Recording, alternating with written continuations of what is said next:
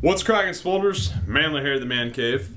Got an interesting Ask Chandler question from over on teamswolepatrol.com. One of the SWOLEdiers named Jordan Lisco is a 17-year-old bull rider from out in Wyoming, and he wants to know what he can do in the weight room in his own man cave to become a better bull rider. So with that, I want to give you my top keys to increase your performance in bull riding. Jordan, the first thing you can do is build a rock-solid foundation of functional man strength and core strength. And when I'm talking about core, I'm talking about your abdominals, your erector spinae, and your obliques. Those are all the things that basically keep your spine, in place and keep it, steady. Keep you in balance, so to say. So what I like to do to really focus on that all at the same time is not necessarily is what people think of core work, doing sit-ups and crunches. You don't need that. What I would do is focus on strongman. That's what we really do here at the Man Cave, and then we've found great success with it. So focus on building that functional man strength and core strength through strongman, and that's going to be step one. The second thing you can do is increase your overall strength in your hips. And most importantly, I'd say the hip adductors. Adductors are going to be what basically allow you to pinch your legs and keep your ass on that bull. Now, that said, I don't want you to focus on doing the innie-outing machine at your local gym. That's going to only make you look stupid and get you laughed at by all your buddies that are doing cooler things than that. What we would do here to incorporate this into your program is basically deadlifts, squats, and any lateral movement with bands hooked to your ankles. It's a great exercise. It increases not only strength in your adductors, but your hip abductors as well. So increasing strength in your adductors and just overall in your hips is going to be your second plan of action. The third thing you obviously want to work on is, it's pretty obvious, is grip strength.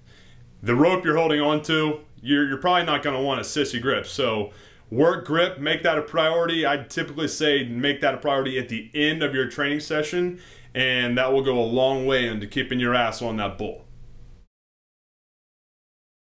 The fourth thing you want to do is work on hip mobility and shoulder mobility for a couple reasons. Number one, performance reasons. You are going to want to be able to apply force to stay on that bull at every possible angle. So for a performance reason, that's your number one thing, being able to apply force at every possible angle with which you're going to be throwing around. And number two, and more importantly, I feel like when you get tossed off this bull, you want to make sure you're limber enough and able to recover from whatever way you're going to be falling on the ground, because the more limber you are, more mobile you are around your hips and shoulders, the more you're going to be able to recover from whatever fall you're going to take and be able to get back on the bull for the second go around.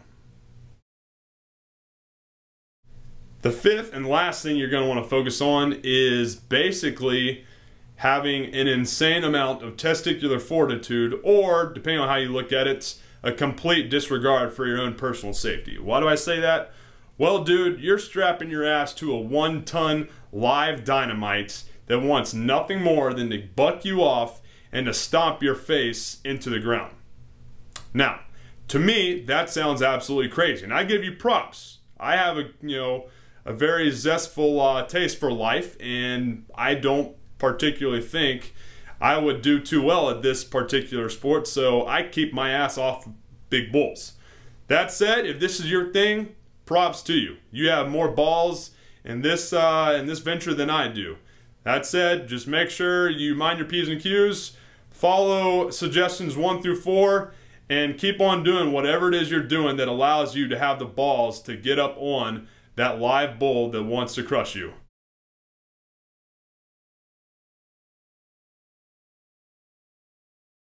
One last thing, SWOLEdiers.